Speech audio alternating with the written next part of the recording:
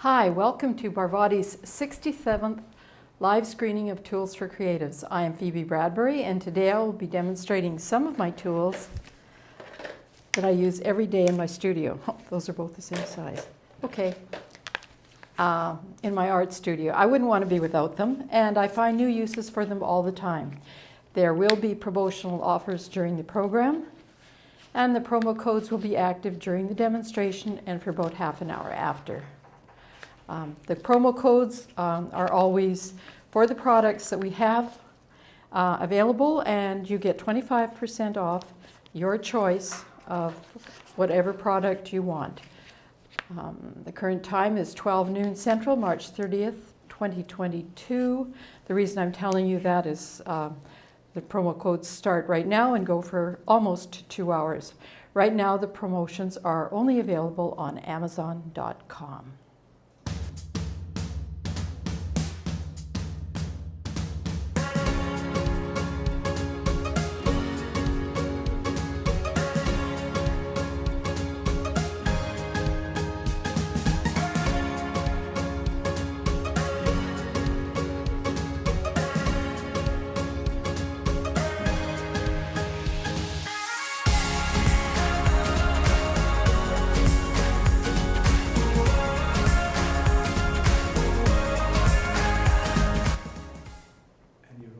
Okay, so we're back, and I've been thinking lately that part of the reason it takes a while for the show to get going is that I don't warm up warm up painting. So I was caught in the middle of a warm up this morning, so this is what I was looking at, and I thought, well, I could just start with that. I'm kind of finished it, but just to do a little bit more, I will do that. So because I'm warmed up and now I've cooled down. Here we go. Let's try different angles maybe, and maybe make, now because I've left it for a little while, there's some very interesting scrapings behind. Oh, maybe this is worthwhile doing this warm up before the show. Okay. So you can see there how going behind you get those very interesting colors. And so this is an example of one of the tools I use for the paintings.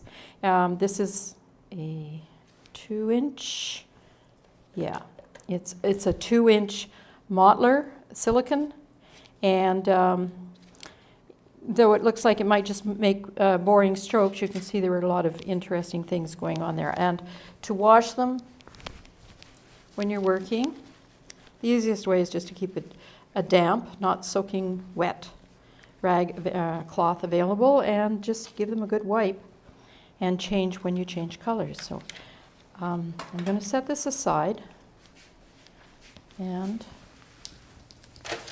show you this one. So this is one that I did, I just want to show you a couple of the things that we do. This one was done with exactly the same tool, and this is a 2-inch Barvotti modeler. Once again, a firm piece of silicone in there, high quality, straight, sharp edge, so you can make straight, sharp marks. And the handle is not wood, thank goodness, because when you leave wood in water, it tends to swell and the paint comes off. So these are like a compressed plastic. And the other thing I like about them is this little hole at the end so I can hang them up. So that was the one coming in. And this is going to be the one, where did I put that one? This is going to be the one going out, and it is, this is called Orange Regrets. It's on Yupo paper, which is a archival plastic paper, and the reason I have it named, and I looked up the exact date that I made it, November the 15th, so that was one of our very early shows. It was we hadn't even been going a month at that point. And by that time I had developed this wonderful invention. It's called the parallel line maker. As you can see, it's a really complex tool. And I wanted to be able to make parallel lines, so there you can see in here, that's where these marks came from. So it's just an addition to the marks that I have. You don't have to make these things, but it's one of the ways that I add variety to the types of strokes. There really is a limitless variety. I want to show you another one right now, which I hope to do a sample similar to this today, and I'm not sure what date. Oh, the other thing about this one, and the name, Orange Regrets, is that it's going to be available on Abstract Art Canada. Probably not for about another week. I'm just in the getting ready to do that, and it's packaged and not packaged, but it's in its protective cover, and it's on an archival UPO paper. So just a note about some of these we'll be doing that with. This one I made in the last month, and I was preparing a paper for something else that we do, but we are probably not going to. We might do today. I'm not sure. I was preparing a black background for this type of thing where we make a gold surface sprayed through that. Those aren't my best pictures of that. Here I've got one that's just a little bit better, and this will be. So it's gold on black. So I wanted to have a black surface, and then I got started, as I often do, get started on something, and I had an idea to do something different, which was, I'm just going to pull through this beautiful black color that isn't too dark yet and see if I can make a composition out of it. Now, it's supposed to go up like this. I liked it so much that I kept it and signed it, so it's probably going to end up in Abstract Art Canada in the future once I package it, and I haven't got the date on it, but I have to look that up. So we have copies of all of our paintings when they were made, and the tools that I used here was just a simple tool like this to make these sort of streaky dark lines right back to the surface of the UPO paper, and then I had a very complex parallel winemaker, this one here, which is, if you look at it, here, let me just see. See, I've just chopped out, and I literally chopped out. I'm not measuring. I'm trying to make it very random, but I chopped out what would be this. This is the line that's being used there. And that's exactly the same tool that I used for making these lovely things, only with gold paint. So we do these. I sort of switch around and do different ones different days. Today I'm going to actually try and do maybe something like this. To me it looks like, I really like this one. And what determines whether or not I think I'm going to market it is whether or not I like it. That's kind of where it's at. So where's that going with this? Okay, so this is a somewhat unplanned thing, but I am going to start with choosing some of my blue colors. Oh, the other two things happened. Well, I'm going to tell you about the things that happened as I'm working, because it's kind of boring just looking at a straight board like that. So I'm going to start with this is my very favorite color. I don't use it very often. It's a little more expensive, and I finally bottled it up, and it's called Enantiothrone Blue. And it's available. You can't just go into, what, can you get it in any art store? I'm trying to think. If you're buying professional quality art, like you can get it from Golden, and you can get it from other really good suppliers that make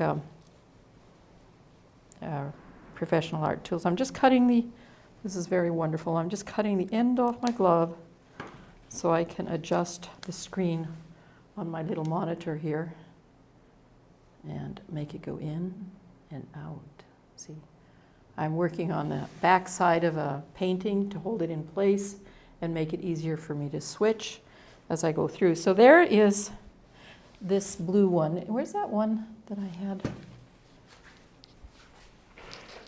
The one that I just did. Okay. This one here This is an example of what I'd kind of like to end up with. And it's, this again is on butcher paper. I don't know whether I told you about that, but I warm up on butcher paper, or freezer paper. So it's got a plastic side here. This side is plastic. The other side is paper. And what often happens, or what occasionally happens, is I turn out with one I really like, which is this one. And though I have a copy of it being videoed, I put it on a very cheap piece of paper, so I can't really market it, unless I digitize it by, scanning it and stuff like that. So I'm hoping to get something like that out of this. Whether I will or not, I don't know. So this is my very favorite color. This is a color I rarely use, partly because it's opaque and partly because it's expensive. It's called, what's it called? Cobalt blue. No, that wasn't cobalt blue. Oh, great. That was, that's ultramarine blue. Let's try I'll show you what the cobalt blue is a little bit different. This is an opaque color too. Ooh. So this is a bit thicker. And I don't use it very often. I've got an X on it, and I think that's because it's real cobalt or something. I don't know. That's sort of a note that this might be poisonous, maybe, but it's not going to be poisonous. Okay, let's play. Beautiful orange. Now, I probably have too many colors on here, but just to play. And at first, when we first started this, I did a lot of explaining about the products at the beginning, and I actually think that the best way to explain these products is to start playing with them. So this is a new one I made. I actually used a hole punch to make the ends of it. And I haven't used it yet, I don't think. So I'm just going to go stroke through here. I'm going to wipe it off because I might want to use it. Well, if I went through something else that was blue, I might use it. But I try not to think too much. So watch somebody who doesn't think too much. Okay. So this, what color was that? Well, that was my enantiothrone blue. Just a minute. Then I've got the one color I didn't put on, which I really like. I thought it might be Payne's Gray, but it's not. So it's a little hard to see what the colors are when you're, so if I'm going to relax and just paint, then I won't explain, but I'm going to explain a little bit. This is a Payne's Gray. It's actually a very dark, sort of India type blue. You can see it there. This is my Indian yellow, and you notice the mass tone of this yellow is sort of like an orange, but when you spread it out thin, it's a beautiful, bright, warm yellow tone. So if you have something painted underneath, let's go around there. If you have something underneath that is painted with that, it can be either this dark color if you've put it on very thickly or quite thinly. So this is that's the ultramarine blue.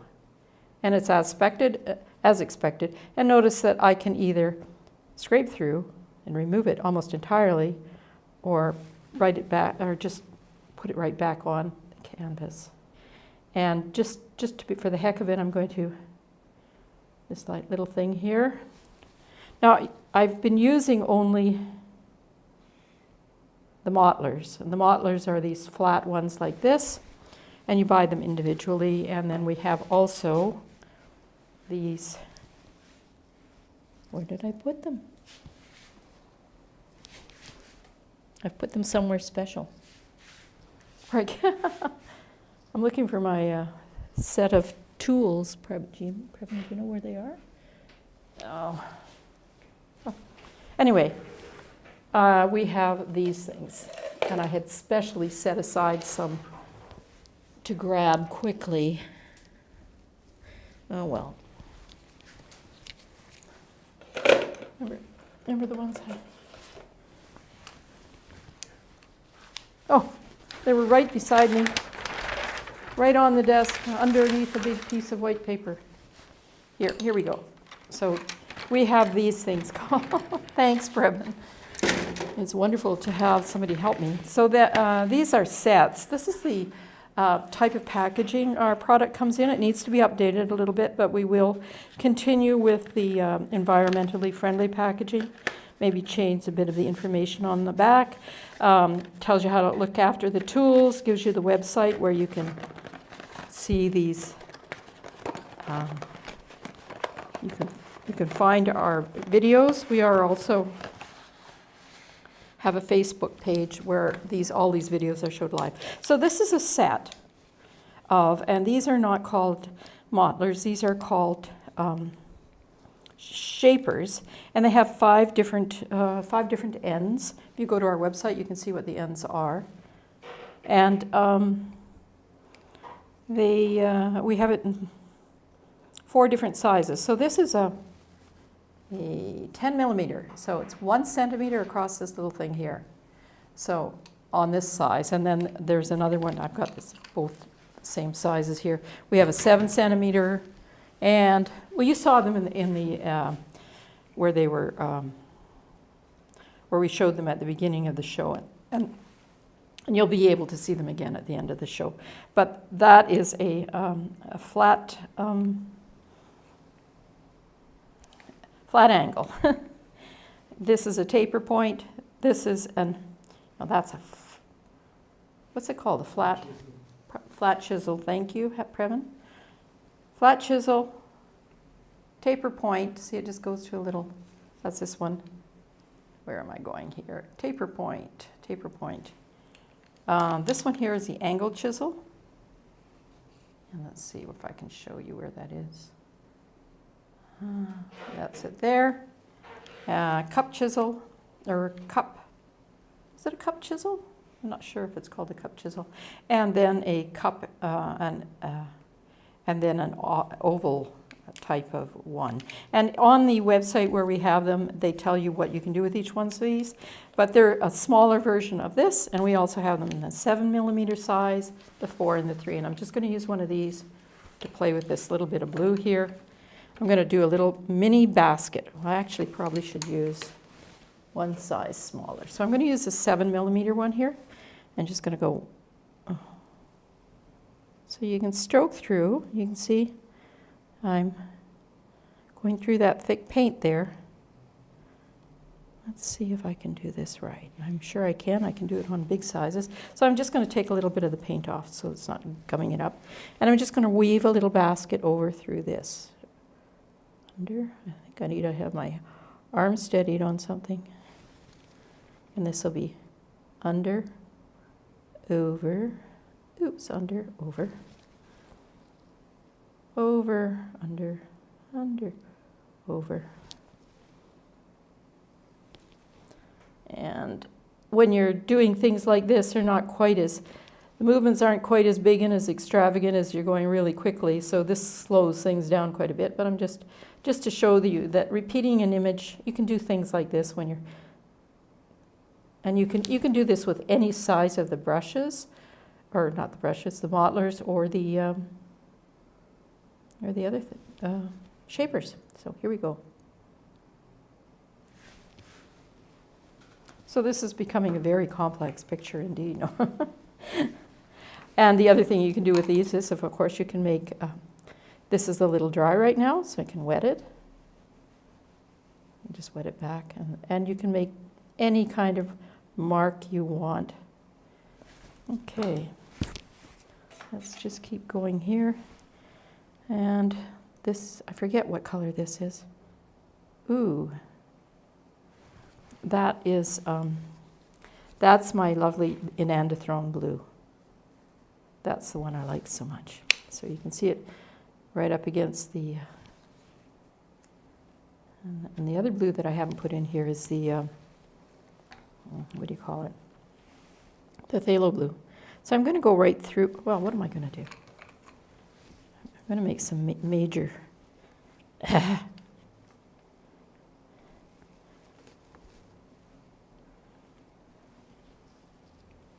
okay. And I've left big gobs of stuff here.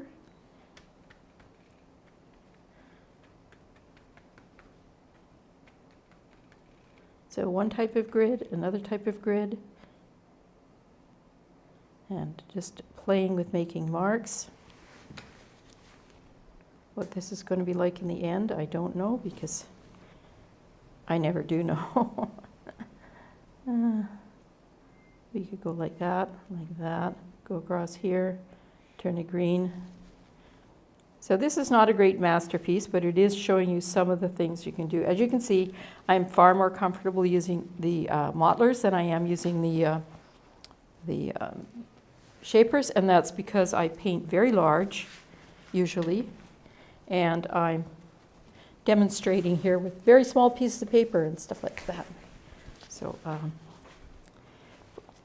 so the other thing that's happening up that I was going to tell you about is that we are going to be moving into a new studio, and Previn's going to show you my new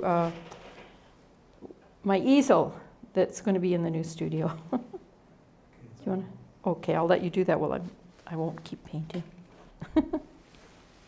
So that's I've never had an easel quite this nice before, and it's in my new studio, which is sort of on the second floor at the other end of the house. And you've got a board on there that's about the size that I normally paint. So you can see why I would probably like a bigger mottler than these little tiny things. But I use all of them, I really do, and I use them for different things. So, and it's a special type of easel that, what's the word, weight? Counterbalanced. It's a counterbalanced easel, which if you look at the second picture, you look down in the middle of it, there's a little round thing, and that's 3 5-pound weights, and that is counterbalancing by the other side of the easel. So I can just pick the painting up and slide it up if I want to paint at the bottom of it, or pull it down. If I want to paint it down, I don't have to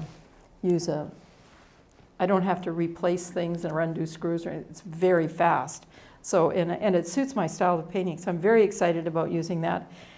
We are planning on moving into that studio as soon as we get an air conditioner, but that's not in the budget right now. So we are going to maybe move in before it's in the budget, and and install the air conditioner later, because we really do need an air conditioner because we live in Mexico on the Yucatan coast. And you come back to my picture now, you can see I've put a little red thing in there, just, you know, against the rules right in the middle of it, but that's okay.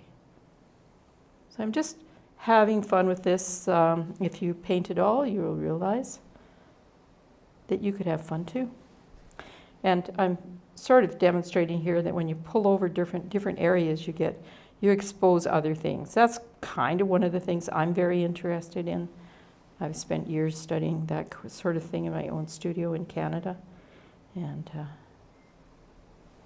so I'm just going to stop. I'm just going to go a little bit further, and then I'm going to stop. So this is probably not one that I would bother to digitize, like some of them, because usually those ones are a result of moving very quickly and then stopping before I ruin it. So, but that kind of gives you an idea of some of the things you can do. I think what I'll demonstrate right now is how super this is for removing paint from a surface. And this is our big 3-inch one. Let's see. All my lovely rags are knotted together. And so consider that this might be, why is it way up so high? Okay, I'm just going to push it up. No, I want to push it down. I can bring it down a little bit, yeah. Okay, thanks. So I'm just going to say, well, this is my palette, or this is a painting I don't like. I would like to get rid of it. So I just go like that, wipe that off, go like that.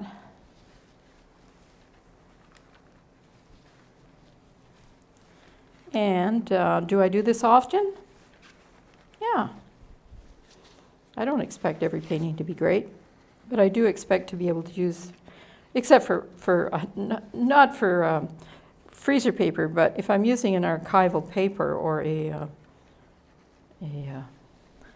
linen or canvas board, I expect to be able to take my painting I don't like off and put a new one on if I feel like it, and I do that often.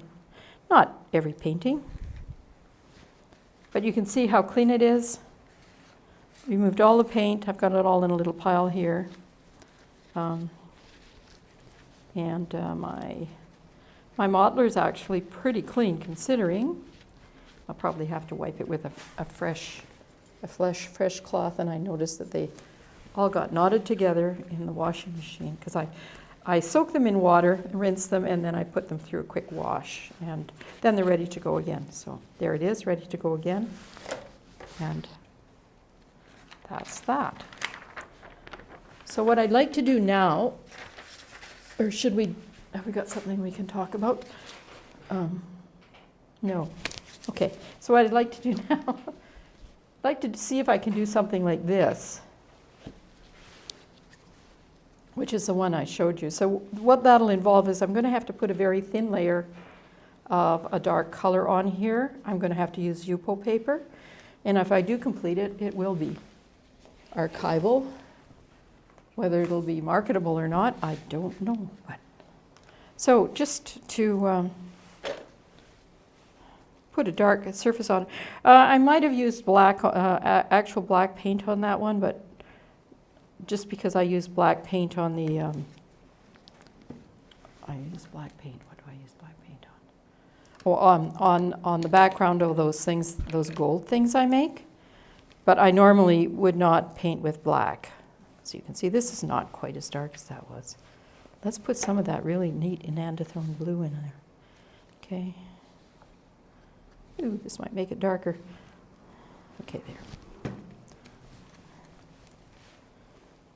So I'm just covering the surface, and probably more, I probably put more paint on it than I expect. If I was preparing it for putting another painting on top, I would do thinner layers. Is somebody asking a question? No. Am I in the middle? Okay, should I go out a little bit? Oops, in, out. How's that? I'll go in a little bit there. I'll put it up a little bit. There, okay.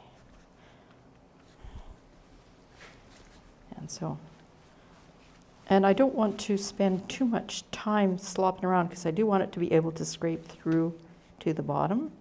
See, that's, so I'm not demonstrating necessarily something that I know how to do. I'm demonstrating something that I'm learning how to do because I accidentally came upon that other one there where I scraped through, and it's quite possible that the paint was a different thickness at that time or wetness.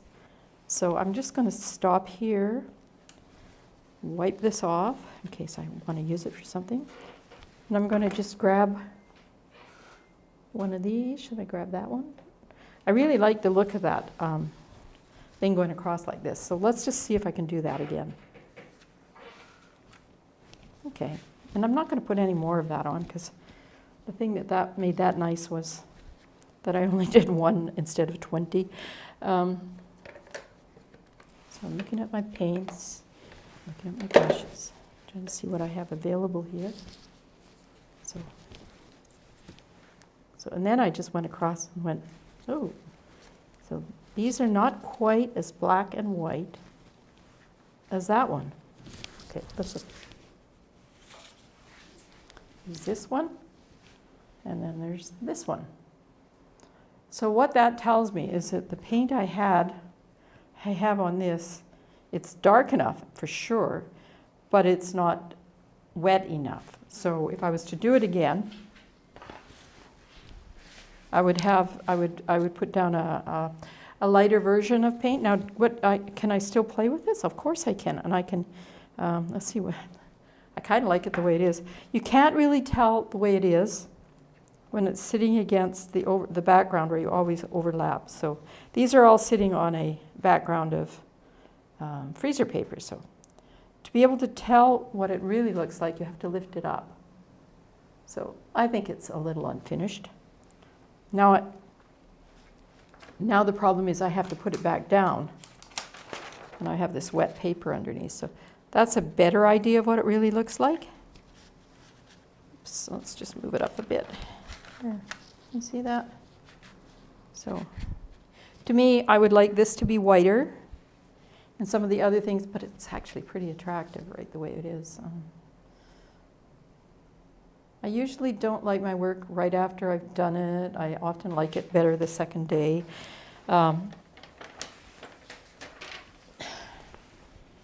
Maybe it's just, I don't know. I often never like it, so I like this funny little thing, but I don't know whether, how dark can I go? I don't want to make smaller marks. I can try here. No. Does that add anything to it? No. Can't really tell. Maybe. Okay, I'm going to leave that one. I have to find a place to put it so it can dry. And maybe we'll try another one with a little wetter. How are we doing here? Oh, good, we've got lots of time today. If I plan the day properly, then I get to do, so what we'll do is we'll try and do it with a little bit wetter background. And so, are we going to use slightly different colored blues? No. Okay, Payne's gray. Won't use black. Push the paper up a little bit. Okay. Is that better? Okay, thank you. I'm hoping to get a thing to put on. I'm going to spray it with water. Or where is the water sprayer? Do I have a water sprayer? I might have taken the water sprayer away because I used it once and it was, I did find a little bit of carbon black here. Maybe I'll put that with it. This is a little tiny sample from Golden, and I'm going to have to put, since I don't have a water, I think I got rid of the water sprayer because I used it once and it really caused a mess because I was using it on, pardon me? A little bit of water here. Oh, heavens, no, I've got water. I just didn't have a sprayer. Thank you. Okay, so I think I should actually put some more water. That was good. Where did you put it? Okay, that's okay. I got some here. I'm spreading it with my fingers.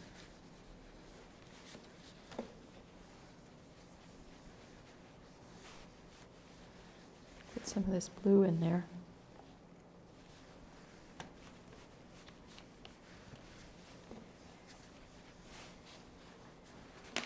So I should be using my tools, but I'm going to.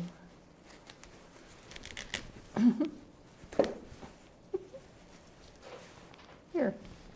I was looking for a little piece of cloth so that I could just sort of wipe it off a little bit. Oh, that's looking pretty nice, yeah. Okay, that's looking better. And everybody's saying, what? She's crazy. Okay, that's all right. But that's about the level of wetness that I wanted. Let's see if we can get that sharp, those sharp incisive marks. Did I want my hands to be this dirty? No. So let's see. Let's try that beautiful thing again. Let's see if we're getting a step better. Oh, it's not quite as dark. So let's go. Oh, that I like. That's better. See, that gives me more of a, goes right through to the back of the canvas. And let's see. It's not quite as black as what I would like, but as you can see, it's a matter of playing with these things. So I'll probably do about 10 or 20 iterations of this because I actually like the accidental one where I wasn't paying much attention. And I want to get back to it. So I'm one little step closer to with this one. And let's just see if we can make some striking marks across there. Oh yeah. These are not quite as free as the other ones that I made, but they are at least going to the back. Okay, so let's look at this. That I like. Okay. Do I like it as much as this one?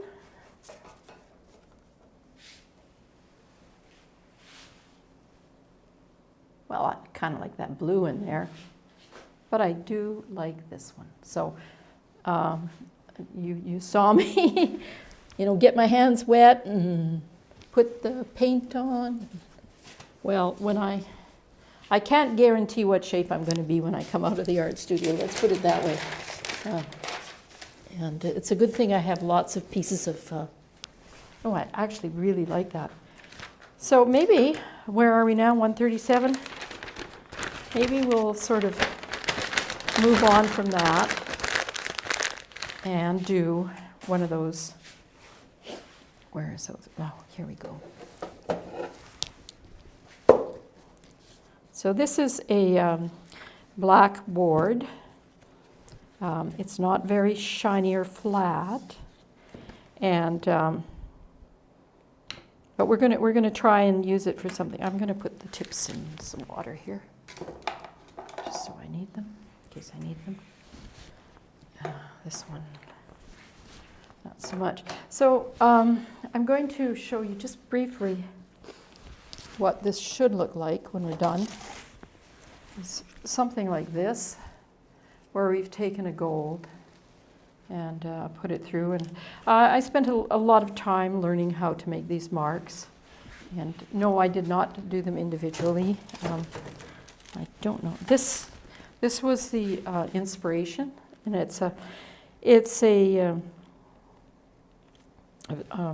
image from Camtasia, where they let you royalty-free images. And I looked at it and thought, oh, I think we can do that with gold acrylic on a black background, and never really thinking what that would involve. So that's what we saw. This is kind of what we played with. I made these kind of things here to see if I could make little scrapey through things. So these are on pieces of black. It wasn't a slick black, so that's why it didn't go through between them. But then when we started to paint them, we started it with a few other examples. And our first one, the first one that came even close was this. And it's actually not too bad when you consider, I remember exactly what I was using at that time. I was using this one and this one. I think it was this one and this one, yeah. I was holding them together because it's a fairly wide piece of, you can see here. These 4 little lines went in there, and those, where they go that way? No, they went this way. Okay, and I held them together and I scraped them through this gold gooey mixture. So it's a gold paint, it's an acrylic paint, and it's got a gel in it, and it pops up from the surface of the paper and looks like gold. So that was the first one that kind of worked, but you can look at theirs and see that mine is sadly lacking in form. So the next thing was to build a new tool, and that was the, where did I put it? My best, oh, I know. I put it into soak because I thought I might need to use the tips of it. But this is the tool that I made.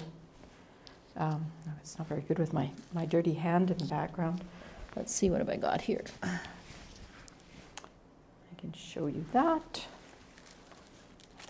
Let's look at the back of this, okay?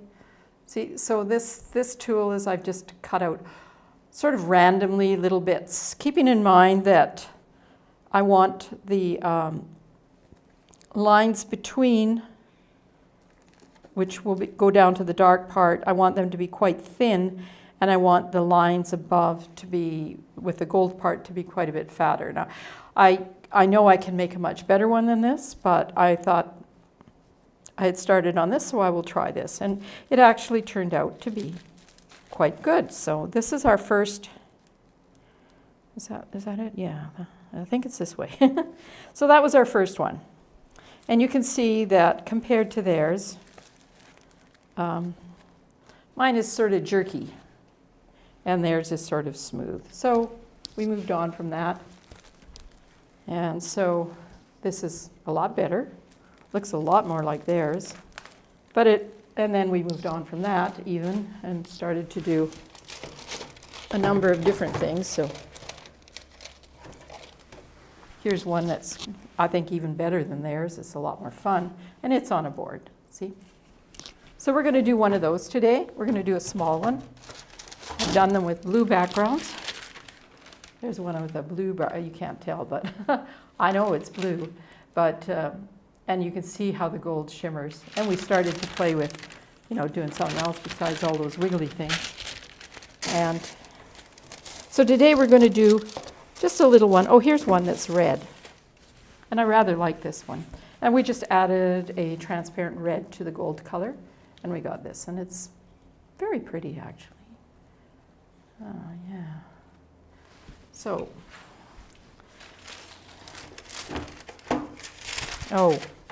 and here's my favorite one. So, I always end up with favorites, so there we go. Today we are going to work with this little board and, oops, where is,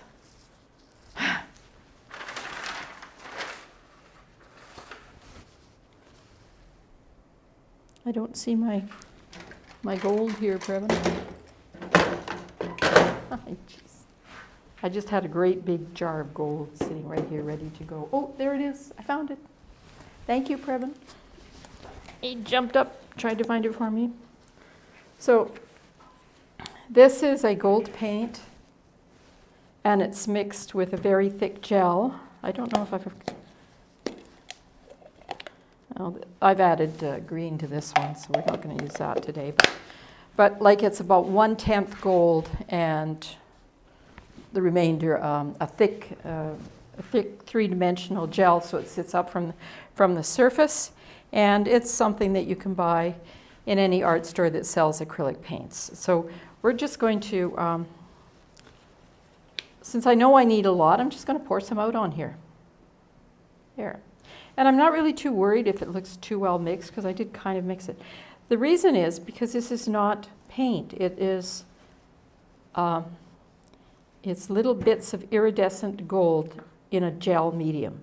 So the actual paint itself is not, even though it looks like, where the heck is it? This looks like paint. It's just an emulsion of little gold flecks. So I can put that beside it. It looks a little darker. And it too looks pale and non-shiny, and that's because the emulsion that it's in, the paste, is white. And when it dries perfectly clear. And that's why when these things are painted, they look kind of dull and boring. But when they're dry, they look like somebody has scattered gold around. So they're kind of fun to play with.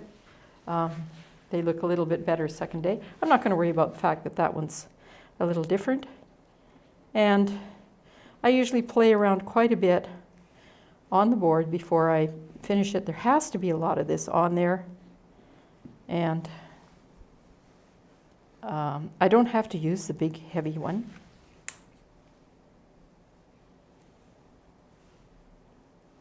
But I'm going to use it to spread it just so the surface gets a bit damp. And when the surface gets a bit damp, then I can scrape through to the bottom. And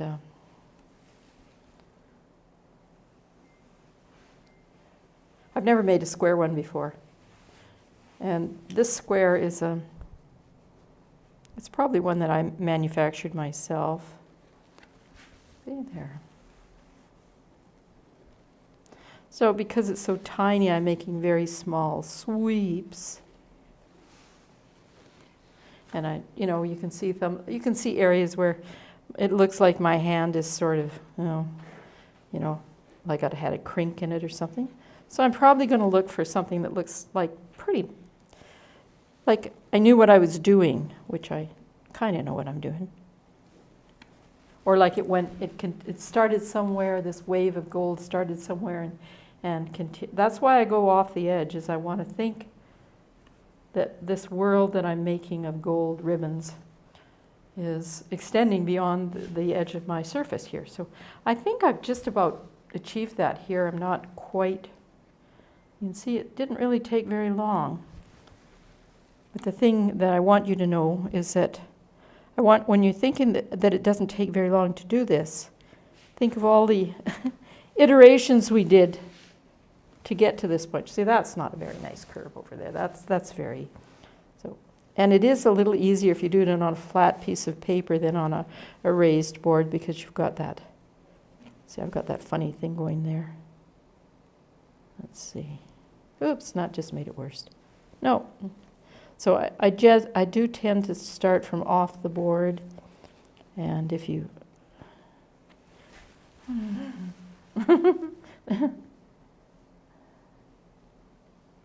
okay, I think I'll leave it there. Now I'm going to pick it up and show you the sides. See, the sides are got gobs of gold going down. So what I would normally do, well, this is the first time I've done it, so I don't know what I'd normally do. But what I'm going to do this time is I'm going to take one of these flat ones, a rather dirty, I should have wiped it off earlier, and just spread it along the edge. Now if I wanted to, if I had it, oh yeah, I'm doing it way over someplace else. Okay, so I'm doing it here, and I'm just going along the edge. The other option would be to paint the edges gold ahead of time, and then you wouldn't have that ridge at the top. So that's actually a pretty good idea. And you could then even go along the edges, and put a mark on it. So am I going to do that? I don't know. Let's see. Let's just go along the edge here. Does that make it look nicer or worse? Or is black just... See, if you want it to stay completely black, what you would do, you would paint it black, and then you would put tape over it. And then take the tape off before you sold it, or marketed it, or hung it on your wall, whatever you're going to do with it.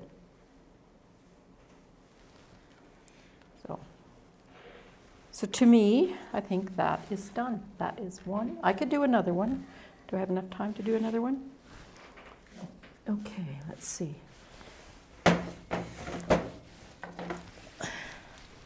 Here's another one. Let's do it in a different color. And let's paint the sides first. Do I have a red here? I think I have this lovely, this not so lovely or lovely red, whatever we want to think of it. Okay, it's slightly red. So we may want to mix it a bit. It's like a pale pink. So if you are going to mix reds or different colors with these gold or these paints, you must always use a transparent color, because if you use an opaque color, it kills the, it goes right through the whole emulsion, and you don't see the sparkly bits. So it must be, this is a quinacridone, transparent quinacridone red. And I just added a good gob of it in there. And but if I put in there instead, say, a cadmium red, with those of you that know about colors and painting know that a cadmium red is opaque, there would be no gold showing up. It would just be a cadmium red, a very thick, beautiful cadmium red. Cadmium red's beautiful. It would be a little bit orange because of some of the gold flecks, but it probably wouldn't be much. Okay, so very simple. Can you check the camera off to see if any of the reticles are red? Any of the what are red? The reticles. What is a reticle? Oh, the round circle on the camera there. You want me to look at the where it's coming out? What's wrong? Something about a light.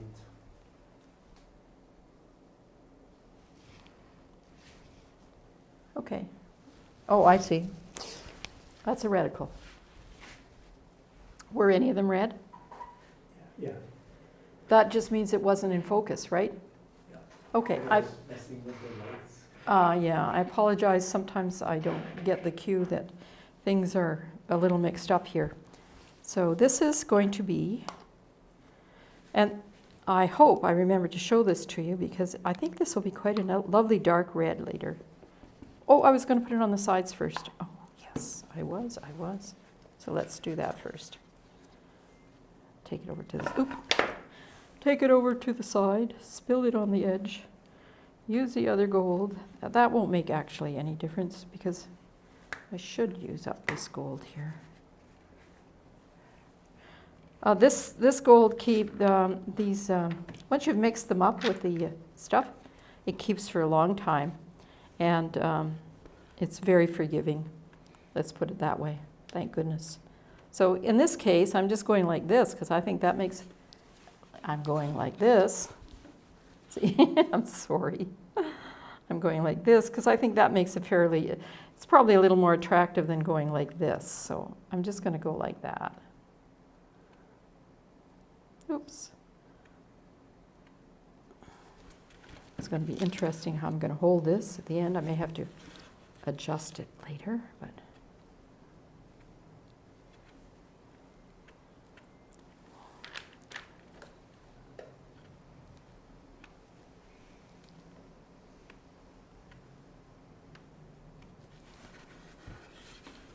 So we'll be able to evaluate whether or not we think it needs that extra little bit of jazz, like the edge is also done the same way. I don't usually, when I'm painting, paint the edges of my serious work, but when I'm just having fun or warming up, I'll do that. I don't mind. I don't take my painting very seriously in the sense that I don't find my stuff really precious. I don't get really worried if I've ruined a piece. I just pick up and start again. I think it's easier for me to get going than if I worry about what I've ruined and focus on what I can do next. I just find it easier. Okay, so we've got sort of like a little pink icing, black cake painted with pink icing. Sort of. Let's see what we can do with it. And take one of these. So I'm not terribly worried about the fact that this is just covered with goopy stuff, because even if I left it to dry like this, I would just be able to peel it off when the acrylic dried. That would not be true if I was dealing with oils. I'd have to use solvents and stuff probably if I used oils. But the thing is, you should be very careful using solvents with silicone, just because solvents do dissolve silicone. You can still use them, but always rinse your tools with water after. And I'm going to move some of this stuff out of the way so that I'll have room. Yeah, you can use these mottlers and all of the tools with cold wax, with oil paints, anything like that. But if you want your tools to last and stay firm, always rinse them with water after you've used them, and they won't go soft. Here we go. Okay. Oh shoot. Oh, this would have been very easy just to do it that way. I just want to bring it down. And how's that? Oops, that's too high, too low. That's okay.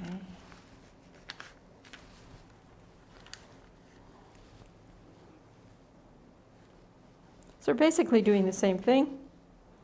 We're just doing another one. And we could use different tools.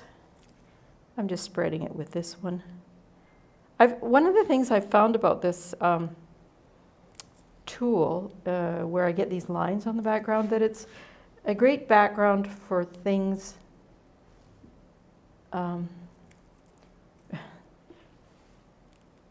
It's a great background if I want to do something on top of it. So like it makes a great, what do you call it? A background that has texture, a very beautiful textured background if I want to do something non-textured on top of it, I might be able to. I'm not so good that I could actually ever paint a rose by any other. I forget that Shakespearean thing. Something about a rose by any other name is just as sweet. But a rose painted by Phoebe is maybe not as good as a rose painted by somebody who knows how to paint roses. Anyway. Okay, so I'm just going to see what would happen if I sort of run out of my store of flat things, and here I go. So maybe something like this, you could turn it into one of those paintings where you do a secret message, but I'm just going to play I don't know what I'm going to do. So don't forget, this will be a little different in that it is going to be very shiny. It's not just sort of flat areas of paint. It doesn't glitter very much now, but it does a tiny bit.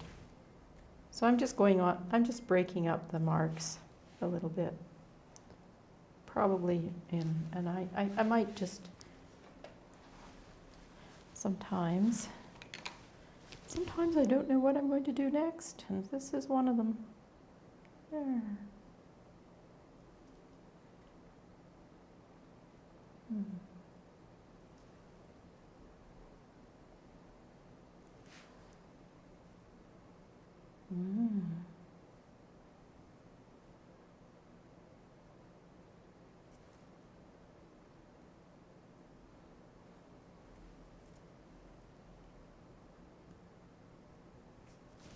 So some of these things are a little bit wider. I could actually use a slightly wider one here, but this is going to be very different than the rest.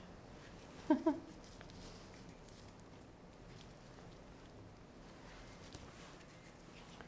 here's one that's going to be quite coarse. Coarse. Coarse. Coarse.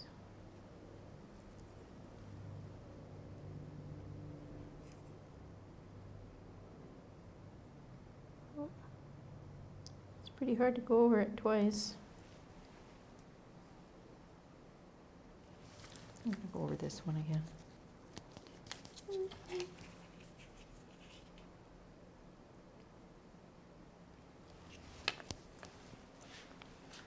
So that's a little different.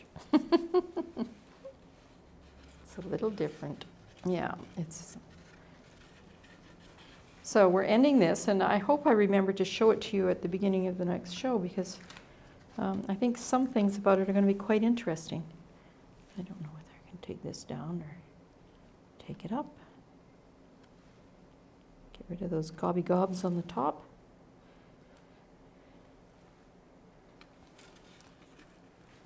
So I'm just going around the edges and where there's seems to be an odd amount of paint, I'm pulling it down. And I'm going to have a bit of fun sort of finding a place to set it down that it doesn't stick to. So that's our show for the day. I feel like I've just iced a cake.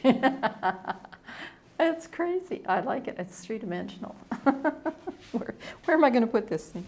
Here. Okay, I'm going to say my oops, guess what? It disappeared, my thing. I have a little, can you see me? Yeah, you are. Okay.